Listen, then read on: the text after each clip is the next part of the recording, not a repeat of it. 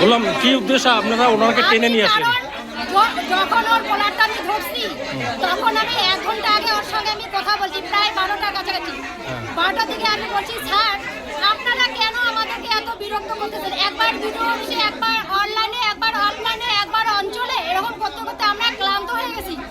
বলছি কি, আমার কথা কি তোমরা বুঝতে চাইছো না, না বুঝতে পারতেছো না? আমার কাছে কিচ্ছু নাই, সেটা আপনারা কোথায় যাবেন, কি করবেন, সেটা আপনাদের ব্যাপার। আমি বলে দিতে পারবো না কেন তোমরা পাচ্ছ না।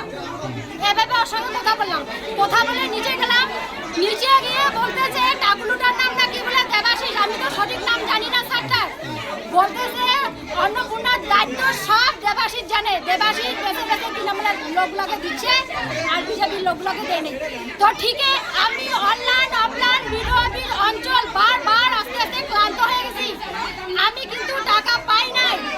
আবার আপনার মতো এরকম অনেক মহিলা, আপনার মতো অনেক মহিলা এরকম আছে। হ্যাঁ, এখানে তো সব দিদি আছে, পায় নাই। আচ্ছা আচ্ছা।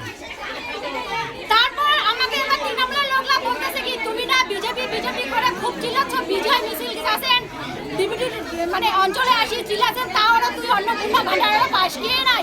এরকম করে তৃণমূলের লোকরা ঠাট্টা করেছে মুখ। আচ্ছা আচ্ছা। তারপরে দেবাশিস নাকি টোটাল অন্নপূর্ণার দায়িত্ব ওই ছাড়ের কাছে। তাহলে ওই ছাড় বেশি বেশি তৃণমূলের লোক কাছে, বিজেপির লোক কাছে না। এই যে এত দিদি আছে সব বিজেপি, সব বিজেপি। ওনাকে কোথা থেকে টেনে নিয়ে আসলেন? ওনার অফিস থেকে।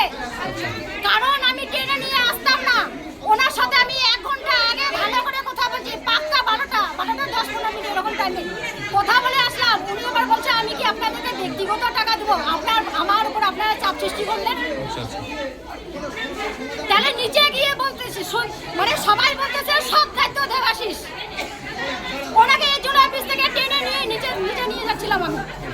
ওনাকে বের করার একটাই কারণ, উনি আমাদের ডকুমেন্টসগুলো ঠিকঠাক মতো কাগজটা কাজ করেননি।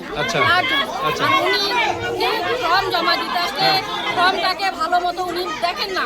ওনার ব্যবহারটা অ্যাকচুয়ালি ভালো না, যেটা সত্যি কথা। আর উনি হচ্ছেন তৃণমূলের হয়ে কাজ করছেন, উনি কোনোদিন আমাদের বিজেপির হয়ে কাজ করছে না। তৃণমূলের যত কর্মীরা আছে সবাই টাকা পাচ্ছে, আমরা অরিজিনাল যারা বিজেপির কর্মী হয়ে কাজ করছি আমরা কোনো টাকা পাচ্ছি না। কেন পাচ্ছি না? বুঝাও আমাকে, কেন পাচ্ছি আমাকে বুঝাও। আপনি আসলেন ওনার অফিস কক্ষ থেকে, ওনার চেম্বার থেকে? হ্যাঁ। মানে ওনার গাফিলতির জন্য কি আপনারা টাকা পান না?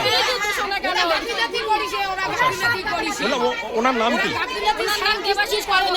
মহিলারা অভিযোগ করছে যে আপনার গাফিলতির জন্য ওনারা অন্নপূর্ণা টাকা পাচ্ছেন না, কি বলবেন আপনি এই বিষয়ে? এই বিষয়ে আপনার কি বলার আছে?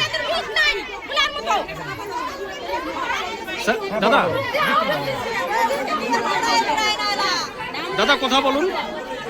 বলছে আপনাদের গাফিলতির অভিযোগে মহিলারা অন্নপূর্ণার টাকা পাচ্ছেন না। বাংলা হান্টের আরও খবর দেখতে নজর রাখুন। বাংলা খবর মানেই বাংলা হান্ট।